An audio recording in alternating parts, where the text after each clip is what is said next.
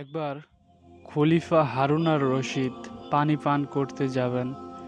Glass ঠিক ঠোঁটের কাছে নিয়েছেন, এমন সময় হযরত বাহলুল রাদিয়াল্লাহু তাআলা আনহু বললেন, আমিরুল মুমিনিন, একটু থামুন। পানি পান করার আগে আমার একটি প্রশ্নের উত্তর দিন। খলিফা বললেন, বলো, কি জানতে চাও?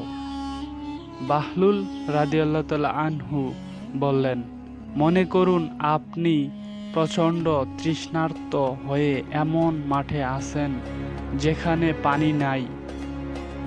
পিপাসায় আপনার প্রাণ ওষ্ঠাগত।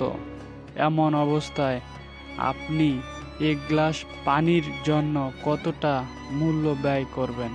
যেহেতু পানি না পেলে আমার মৃত্যু হবে, তাই আমার পুরো সম্পত্তিও ব্যয় করে দিতে পারবো। হযরত বাহলুল রাদিয়াল্লাহু তাআলা আনহু বললেন, ঠিক আছে, এবার বিসমিল্লাহ বলে পানি পান করেন। খলিফা পানি পান করল। এবার হযরত বাহলুল রাদিয়াল্লাহু তাআলা আনহু বললেন, আমার আর একটি প্রশ্ন আছে। বাহলুল বললেন, বলো।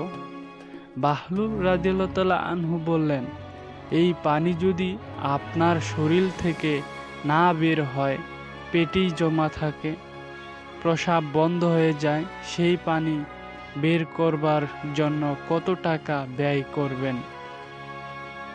প্রস্রাব বন্ধ হলে তো আমি সহ্য করতে পারবো না, মারা যাব। জীবন বাঁচাতে একজন ডাক্তার যতটা চায় ততটাই দিব। আমার পুরো রাজত্ব চাইলেও দিয়ে দিব। হযরত বাহলুল রাদিয়াল্লাহু তাআলা আনহু বললেন, তাহলে বোঝা গেল আপনার পুরো রাজত্ব এক গ্লাস পানির দামের সমানও নয়। মাত্র এক গ্লাস পানি পান করতে বা বের করতে আপনি পুরো রাজত্ব দিয়ে দিতে চান। তাহলে কত গ্লাস পানি নিয়মিত পান করেন আর বের করেন, এটা একটু ভাবেন। আর এই নিয়ামত যিনি দিয়েছেন তা শুকরিয়া আদায় করেন। শরীর থেকে পানি বের করার জন্য সবচেয়ে প্রয়োজনীয় যে অঙ্গ, তা হলো কিডনি।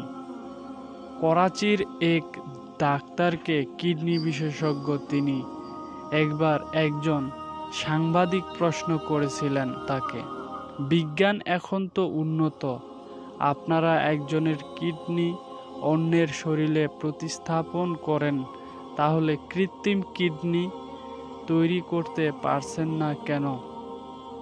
ডাক্তারের উত্তরটি ছিল খুবই আশ্চর্যজনক।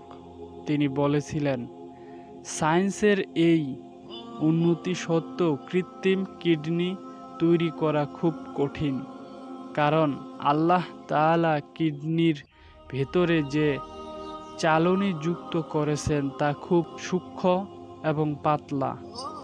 এখনো পর্যন্ত এমন যন্ত্র আবিষ্কার হয়নি যা এমন সূক্ষ্ম ও পাতলা চালনি তৈরি করতে পারবো না, যা আল্লাহ রাব্বুল আলামিন প্রতিটি মানুষের কিডনিতে সৃষ্টি করেছেন। পানি পান এবং নিষ্কাশনের প্রক্রিয়াটি খুব করে মনে পড়ে যখন সূরা জারিয়াতের ২১ নম্বর আয়াত পড়ি। সেখানে মহান রব বলেছেন, আমরা কি নিজেদের সত্তা নিয়ে কখনো চিন্তা করে দেখেছি? আজকে এই পর্যন্তই, দেখা হবে অন্য কোনো ভিডিওতে।